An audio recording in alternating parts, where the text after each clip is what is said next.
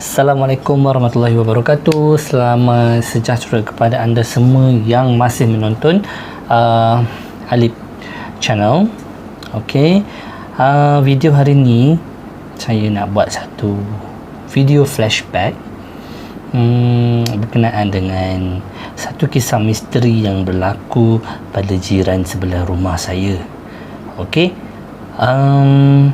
kisah ni terjadi semasa lebih kurang 5 tahun yang lepas rasanya. Tak lama dah berlaku. Saya nak ringkaskan sahaja cerita ni, tak mau cerita terlalu panjang. Okey, kisah ni berkenaan dengan jiran sebelah rumah saya, di mana rumah beliau mengalami satu gangguan yang pelik, satu gangguan misteri. Pernah saya ke rumah dia waktu tengah hari. Waktu tu anak dia sahaja yang ada di rumah, anak lelaki dia. Saya just datang macam nak borak-borak lah dengan anak dia. Suddenly basikal di tepi rumah dia yang diletakkan secara terbalik, tayar di bahagian atas, okay, dan handle basikal di bahagian bawah. Dia terbalikkan basikal tu. Suddenly basikal tu tayar dia berpusing sendiri dengan laju. Ketika itu saya dan anak dia saja yang ada di rumah, tak ada orang lain, dan benda tu berlaku di depan mata kami berdua. Kami pandang each other lah, macam siapa yang gerakkan tayar basikal tu menjadi tanda tanya di situ. Kemudian it's okay lah, kami pun tak borak lama sebab rasa macam tak best, rasa macam something wrong. Jadi saya pun balik rumah. Keesokan harinya saya berjumpa dengan tuan rumah tu lah, makcik tu. Alright, mak kepada kawan saya tu. Saya berceritakan apa yang berlaku semalam waktu tengah hari tentang kejadian tayar basikal yang berpusing sendiri. Guys, dengan bersahaja mak kawan saya ni membalas penceritaan saya tu.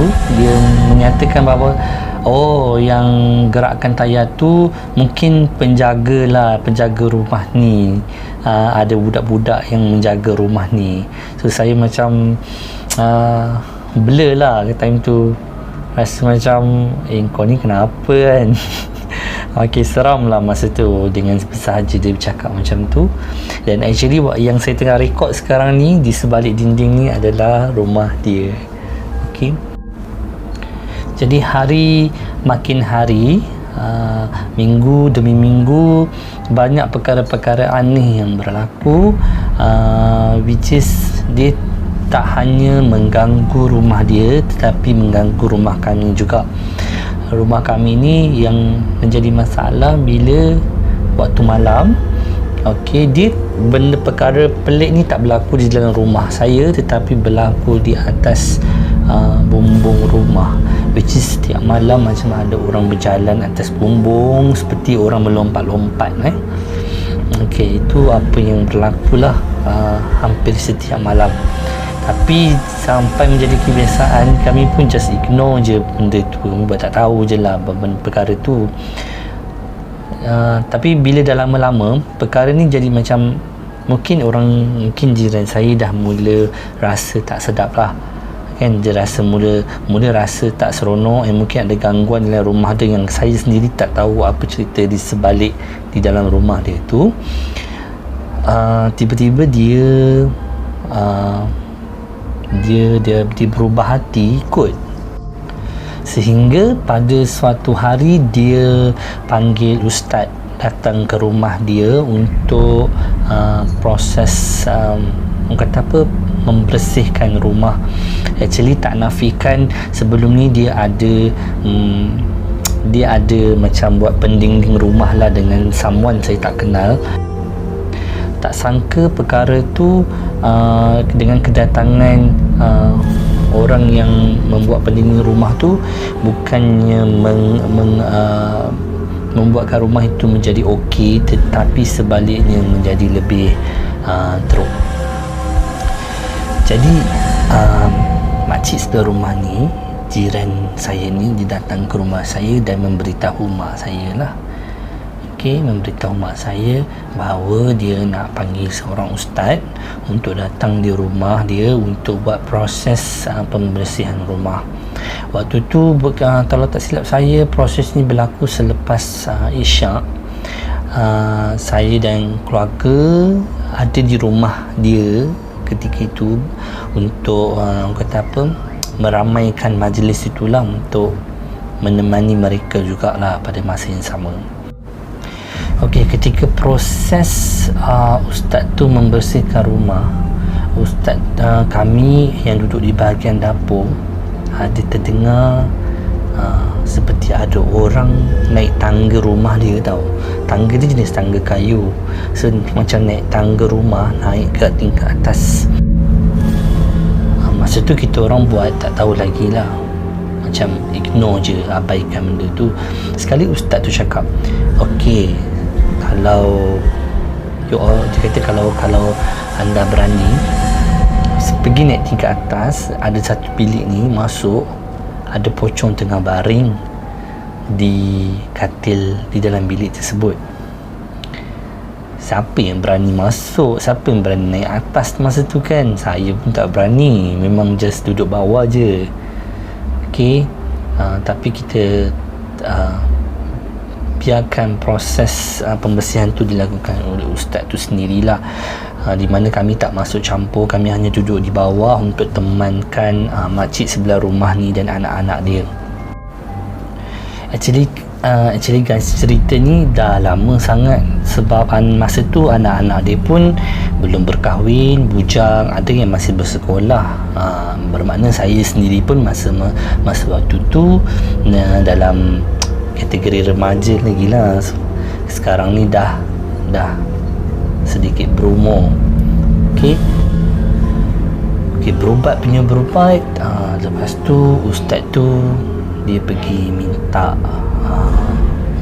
dia pergi ke bahagian penjuru rumah dia, keluarkan semua barang-barang yang ditanam oleh tuan rumah ni dulu. Ini barang yang dia guna untuk pelindung rumah tu, dia tanam dalam tanah di setiap penjuru rumah dia. Proses ni semua berlaku, proses pembersihan ni semua berlaku sehinggalah selesai dalam lebih kurang jam 1 pagi. Jadi ustaz tu pun dah balik. Masa tu kami tak balik rumah lagi lah. Masa kami berkumpul di luar rumah pula selepas tu bersama jiran sebelah rumah. Kami borak-borak lah apa yang berlaku tadi dekat rumah tu, apa yang kita dengar, apa yang kita macam buat huraian balik lah apa ustaz tu bercerita. Suddenly saya perasan abang saya duduk di sebalik tepi longkang besar menghadap hutan. Saya tak tahu apa yang dia pandangkan tu. Tak lama selepas tu abang saya panggil saya. Kita panggil, Alip, sini kejap. Kau cuba tengok dekat hujung sana, dekat hujung rumah tu ada pokok pisang. Di sebalik pokok pisang, apa yang kau nampak?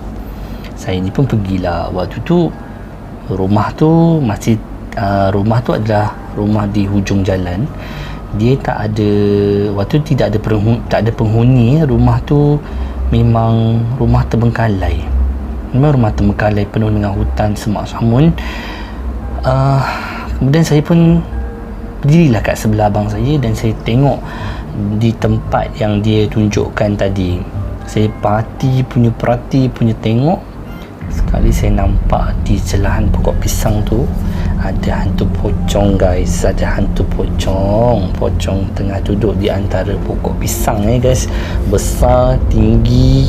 Dia menghadap ke kami semua daripada jalan pokok pisang tu. Dan saya memang nampak dia floating lah, dia terapung. Tapi dia tak buat apa-apa. Tapi sebelum saya nampak tu, sekitar jam 2 pagi, saya memang ternampak ada benda terbang keluar daripada tingkap rumah dia. tingkap rumah jiran saya ni memang warna putih diterbang. Kebetulan saya nampak, dan saya nak kata burung, bukan burung, tapi memang nampak satu benda yang besar, panjang, berwarna putih, terbang daripada rumah dia, daripada tingkat atas, bilik atas, terbang terus ke tempat yang memang saya nampak pocong yang abang saya cakap tadi. So tak mustahil pocong yang saya nampak tu adalah datang daripada rumah jiran saya sendiri. Jom saya tunjuk kat mana lokasi yang saya cakapkan ni. Okay guys, so actually masa jumpa dulu tu dekat area rumah sana. Masa ni rumah ni belum ada orang lagi, tapi rumah ni kosong dah, terbengkalai. So tapi saya nampak pocong tu di pokok pisang tu. Jadi pocong tu actually diterbang daripada rumah sebelah ni. Dia keluar daripada tingkat atas, terbang terus pergi ke sana. Kat sana sekitar jam 2 pagi. Boleh tengok guys, rumah saya adalah rumah penghujung, which is hujung sana semua dah hutan, tidak ada lagi perumahan lah, jalan mati.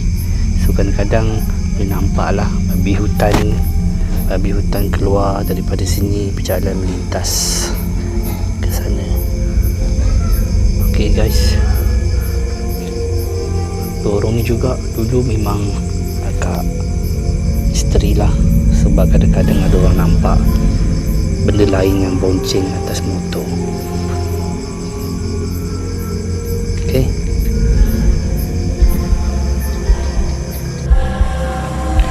okay guys, itu sahaja cerita ringkas saya tentang kisah misteri yang berlaku di rumah jiran saya, sehingga memberi kesan kepada rumah saya untuk satu tempoh yang agak lama, berbulan-bulan juga, sehinggalah ustaz datang untuk membuat pembersihan di rumah dia.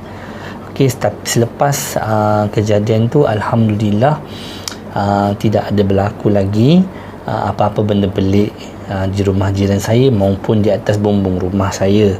Tetapi guys, masa kejadian saya nampak pocong tu, seminggu saya tak tidur dalam bilik saya sendiri.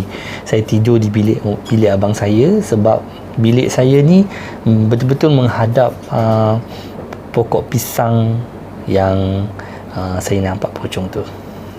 Okey guys, itu saja cerita saya untuk kali ni. Nanti saya ada lagi satu cerita waktu saya sekolah asrama dahulu. Saya duduk di rumah kampung tersebut, rumah sewa sementara, which is rumah tu telah ditinggalkan lebih daripada 10 tahun, dan ada banyak benda aneh yang berlaku di rumah itu, sehinggalah kami terpaksa keluar daripada rumah tersebut. Okey guys, nak tahu cerita ni, tunggulah next cerita. InsyaAllah ada mood, ada rasa macam ada idea nak editing, nak ada mood, nak mood editing, nanti saya buat cerita ni, kisah di rumah kampung yang terbengkalai. Okey guys, jumpa lagi. Thank you. Jangan lupa subscribe, jangan lupa like dan juga komen di channel saya di video ini. Okey guys, jumpa lagi. Assalamualaikum warahmatullahi wabarakatuh.